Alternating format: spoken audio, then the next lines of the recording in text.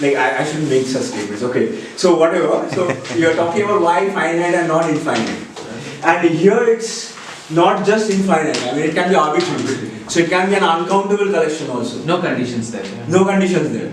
So here to make meaningful, I mean, I am a priori. I don't know the answer to your question. Why it's finite and not infinite?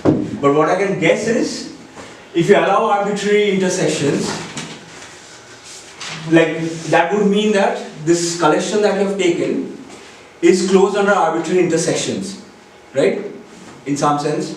So that would make the possibilities for tau to be probably very trivial. I mean, if you allow this kind of structure to be there. So what you're saying is, if we allow U alpha To be infinite.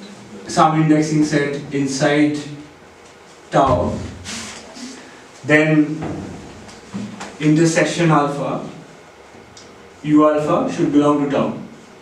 Yep. Now, for this property to hold, I mean, this is a massive condition that you're putting in. That you take any arbitrary collection inside there, And their intersection should also belong to the collection you have started with. say almost same. No, this is kind of still tractable because you're only increasing. Okay. So there's a very so probably if you allow this, then along with this condition, you'll only have trivial possibilities probably. I mean, Okay. so that brings a restriction to why finite or infinite.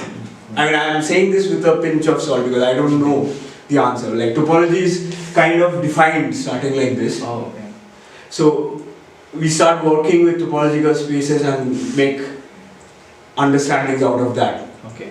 But why this object is defined, like This we don't. that would be a long history of mathematics. I mean, why you allow a finite intersection and not an infinite intersection. So I can't prove you right now with an example or something that if this is allowed, then this tau is only trivial. Later answer. Okay. So if this collection is closed under these three axioms, then x comma tau is called a topological space.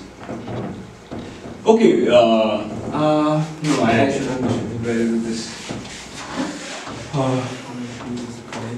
So I gave you a notion of the topological space. Just see it and forget it for the time being, because I will just use it from time to time. What is a topological space?